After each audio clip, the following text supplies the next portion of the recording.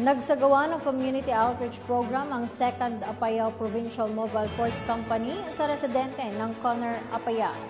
Yan ay ibabalita ni Patrolman Rafin Jude Suaya. Nagsagawa ng isang makabuluhang community outreach program ang mga kapulisan ng 2nd Apayao Provincial Mobile Force Company sa Torayok Elementary School, Buluan, Conner, Apayao nito lamang ika-20 araw ng Marso taong kasalukuyan.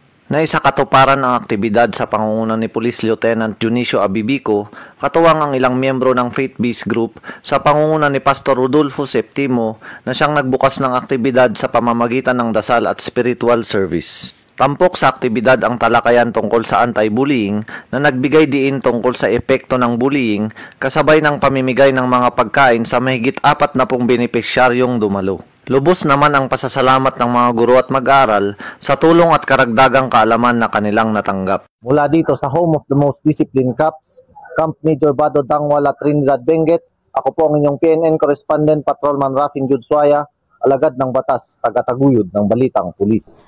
Maraming salamat, Patrolman Suaya.